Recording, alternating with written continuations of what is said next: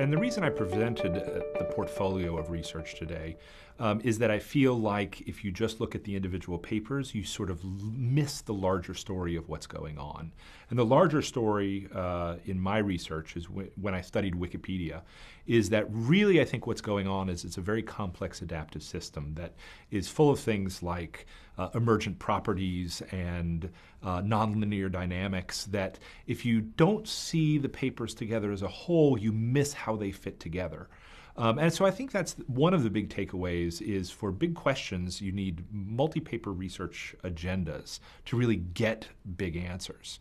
The other thing that I think is a key takeaway is for many of these online settings, a multidisciplinary or a multi-method research program is really important.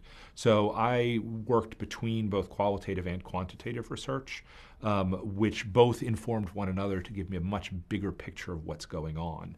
And I think, whereas we see this in Wikipedia, I think this complex adaptive system view is going to apply to other types of online settings, other types of community, other types of IT-enabled and digitally enabled communities. So I think it's going to be applicable beyond just the setting I presented today.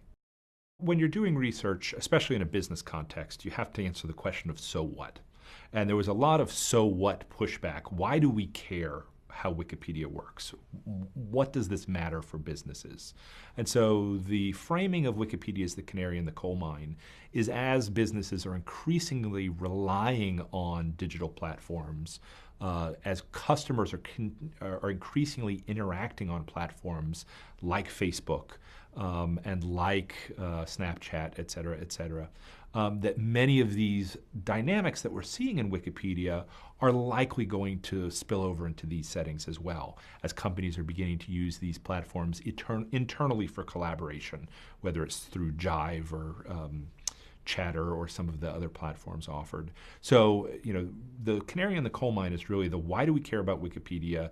The reason we care about Wikipedia is it was an early community where a lot of others are following in their footsteps. And so some of the findings we have in this setting will be applicable to these more business and enterprise applications of social media and digital business.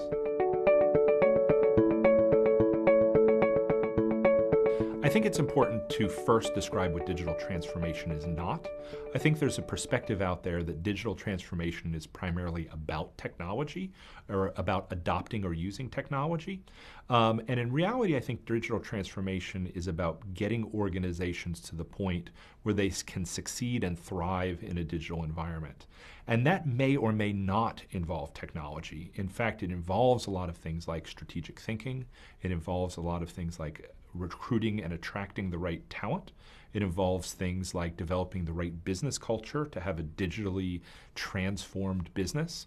And I think if you start with the technology, you're ultimately going to leave the rest of those behind. An analogy I often use is from The Wizard of Oz. So The Wizard of Oz starts by a cyclone coming and taking Dorothy to Oz. So I use the cyclone as a metaphor for digital transformation because it's sweeping across our landscape, changing everything, taking us to strange new worlds. But how much of the story of The Wizard of Oz is about the cyclone? Well, none of it. But how much of the story of The Wizard of Oz would happen without the cyclone? Well, none of it. So same with technology.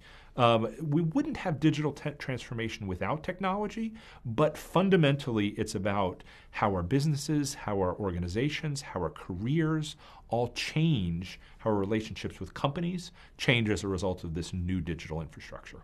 What is impressing me and surprising me are the size of the companies that are really trying to digitally transform. I think GE's a classic example. You have one of the largest companies in the world trying to change itself to become more digital. You have Walmart, who just purchased Jet.com, an online e-commerce platform, and they're making big strides to become more digitally enabled, to become more digitally mature. So rather than pointing out the ones who have succeeded, I think a bigger sign is which ones are now beginning these transformations is a real sign that this stuff is here to stay. Well, I think the biggest challenge is the fact that the technology changes a lot faster than organizations do. that technology is updated, every couple of years. You have Moore's Law kicking in, where it's getting faster, smaller, cheaper, better. Organizations don't work like that. Organizations are slow to adapt, and they're slow to change. But that's going to be the secret to competing in a digital world, is changing those processes, changing the talent, changing how the decision rights happen in organizations, so that companies can be more agile and be more collaborative and address the challenges that are going to come in a digital world and be equipped to deal with them and address them adequately. I think an advantage of the term maturity over transformation is that maturity is a process that happens over time. And as you mature, you don't always necessarily know what you're going to be like when you grow up. Yet it is the process of engaging that change and learning as that change takes place that is really what organizations are dealing with. And I actually prefer the term maturing, because nobody quite grows up with respect to digital. The technologies keep changing, the landscape keeps changing, yet we can all become more agile, we can all become more collaborative, we can all engage in a higher risk profile, which is some of the things that my research is showing that digitally maturing companies do. And I think any company that can take even one more step towards that goal is doing better.